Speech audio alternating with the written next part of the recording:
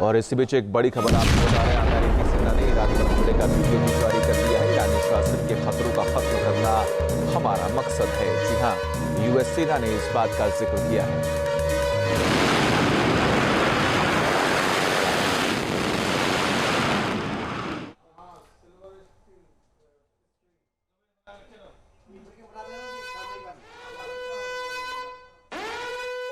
तो ये बड़ी और अहम जानकारी आपको बता रहे हैं।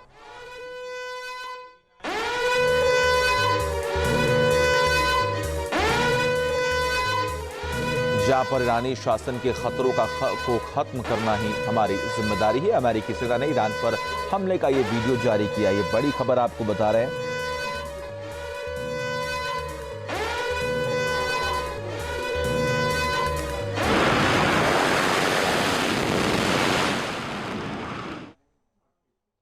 तो ये बड़ी खबर आपको बता रहे हैं, जिसको लेकर तमाम तैयारियां की जा रही थी, अब वो अंजाम तक पहुंचाने का समय आ चुका है और इसीलिए लगातार अमेरिका और इजराइल मिलकर ईरान पर हमला करता हुआ नजर भी आ रहा है। ये बड़ी और अहम जानकारी आपको बता रहे हैं।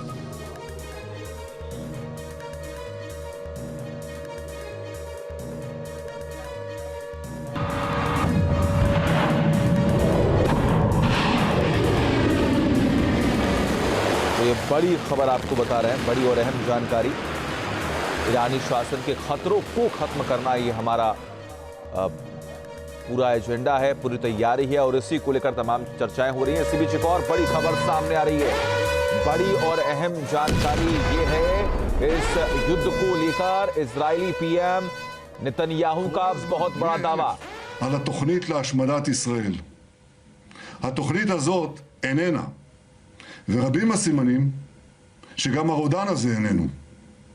הבוקר סיכלנו בכירים במשטר האייתולות, מפקדים במשמרות המהפכה, בכירים בתוכנית הגרעין, ואנחנו נמשיך.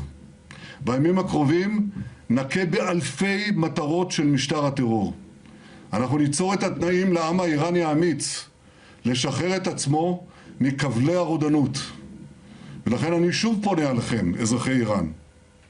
אל תחמיצו את ההזדמנות. זו הזדמנות של פעם בדור.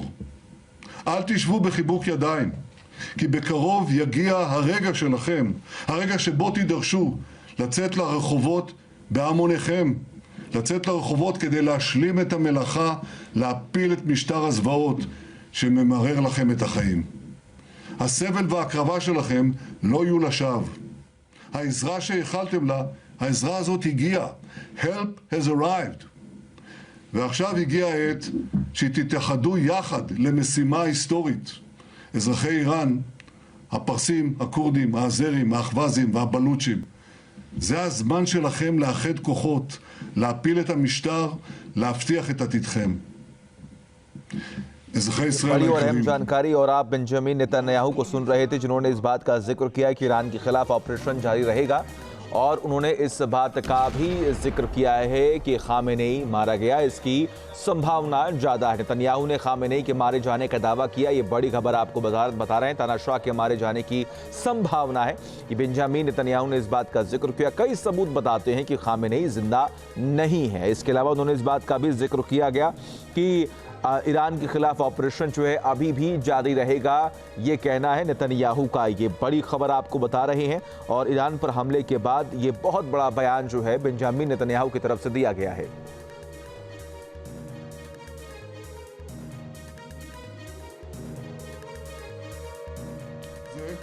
לפני 106 שנים נפל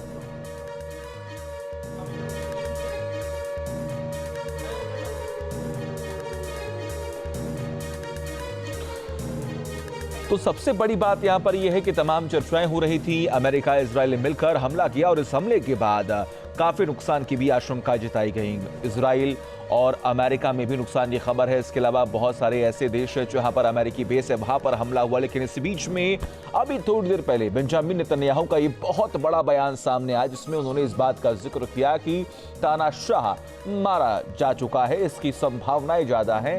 ऐसे बहुत सारे सबूत हमारे पास है जिसकी वजह से हम ये कह रहे हैं कि खामेनेई मारा गया।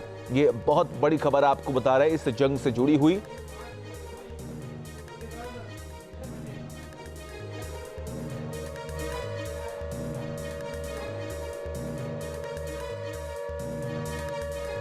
तानाशाह के मारे जाने की संभावना है। बेंजामिन नेतन्याहू ने इस बात का जिक्र किया है।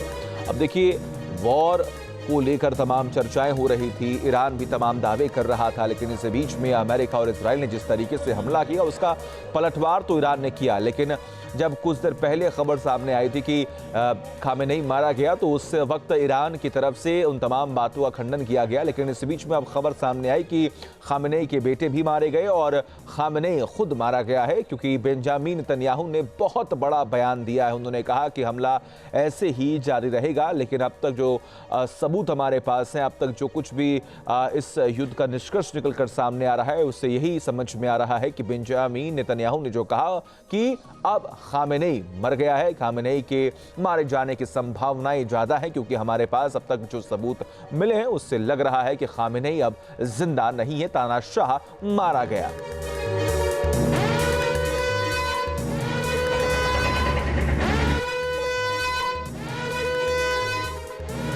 तो ईरान पर हमले हम जारी रखेंगे, नेतन्याहू ने इस बात का जिक्र किया। नेतन्याहू ने खामेनेई के मारे जाने का दावा भी किया है, तानाशाह के मारे जाने की संभावना है। बेंजामिन नेतन्याहू ने इस बात पर भी जोर दिया। ये बड़ी खबर आपको बता रहे हैं, जिसकी तमाम चर्चाएं भी हो रही हैं। लेकिन ऐसे में अब सबसे बड़ी बात यहाँ पर यह है कि ईरान ने भी तमाम बड़े फैसले लिए, हमला किया, स्ट्रेट ऑफ हॉर्मुज को बंद किया। इसके अलावा लगातार मिसाइल अटैक किए जा रहे हैं, ड्रोन अटैक भी किए जा रहे हैं।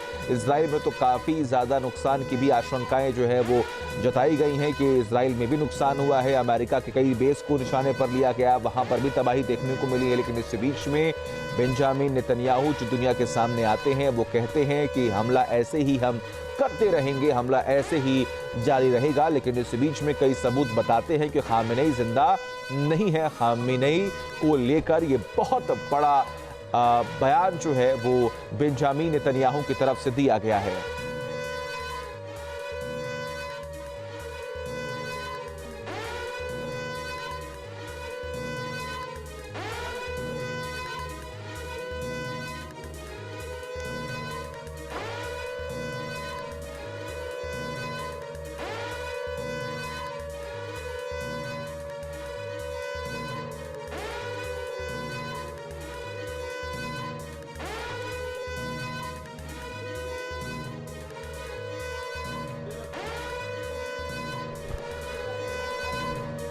तो ऐसे में अब देखिए चर्चाएं किस बात की हैं कि अब क्या खामेनेई को लेकर जो अब तक खबर सामने आ रही थी, खामेनेई कुछ देर में अपना संबोधन देंगे, वो वक्त बीत चुका है, वो समय बीत चुका है।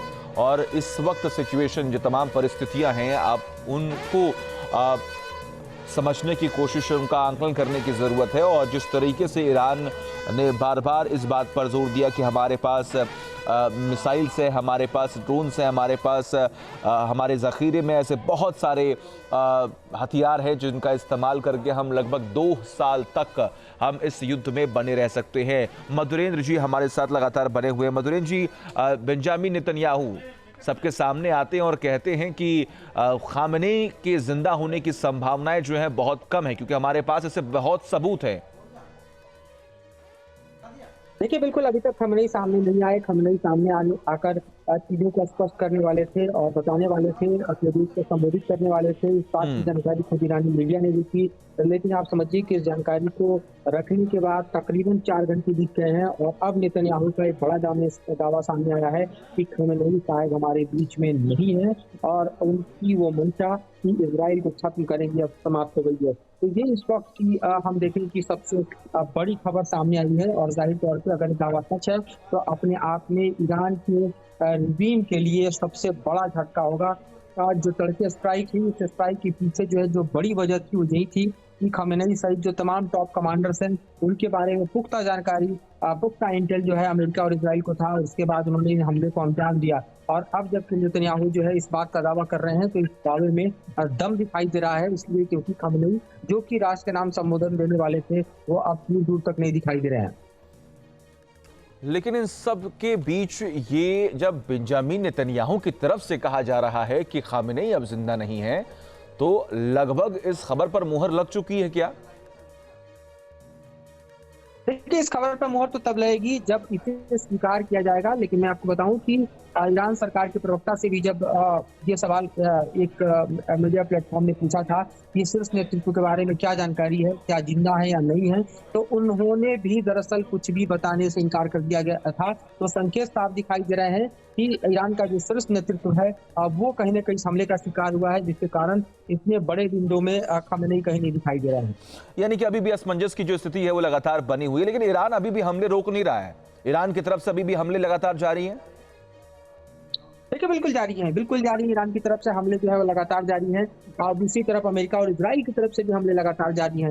इस हमले के पीछे अगर देखें तो IRGC की ताकत है, जो कि अभी भी ईरान के तमाम अलग-अलग हिस्सों में अलग-अलग मिसाइल के स्टॉक फाइल्स जो है यूज कर रहा है।